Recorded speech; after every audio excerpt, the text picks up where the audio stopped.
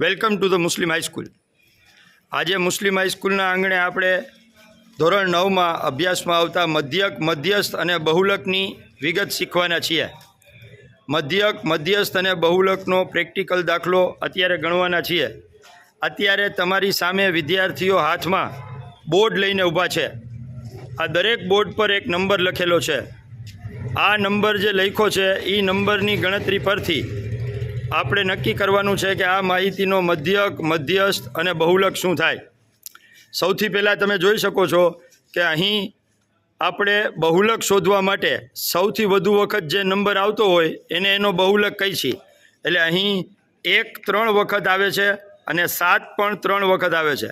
માટે આ માહિતીનો બહુલક 7 અને 1 બંને થશે।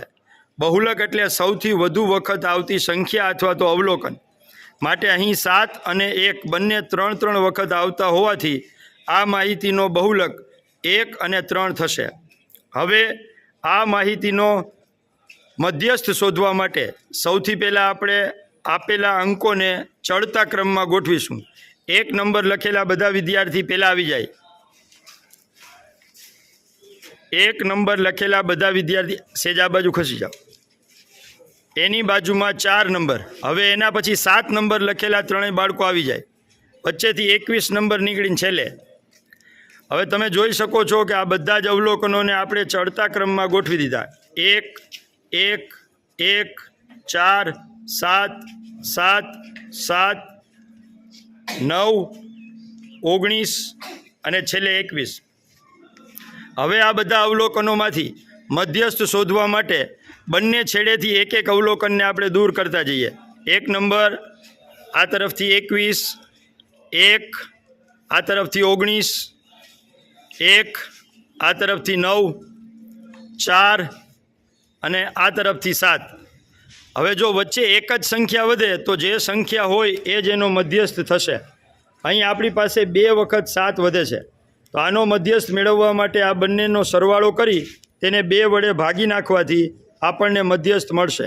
એટલે આપેલ માહિતીનો મધ્યસ્થ 7 + 7 એટલે 14/2 એટલે કે 7 થશે।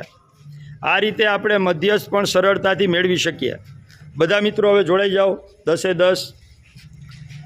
હવે ત્રીજો ટોપિક એટલે કે મધ્યક શોધવા માટે આપેલ બધા જ અવલોકનોનો સરવાળો કરવાનો છે। અવલોકનોનો સરવાળો કરવાથી આપણને કુલ સંખ્યા મળશે અને એને ભાગ્યા અવલોકન કરવાથી મધ્યક એટલે કે સરેરાશ મળશે।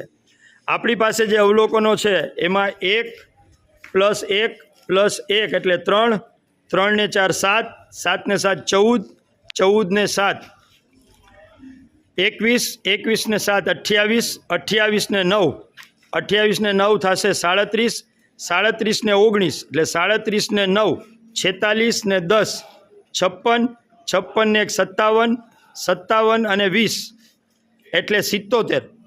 આ બધા અવલોકનોનો સરવાળો 77 થાય છે। એને ભાગ્યા જેટલા અવલોકન હોય એટલી સંખ્યા કરવાની।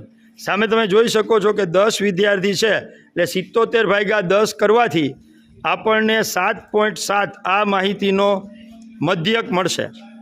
આમ આપણે વિદ્યાર્થીઓને સરળતાથી આંકડાઓ વડે મધ્યક, મધ્યસ્થ અને બહુલક સમજાવી શકીએ છીએ।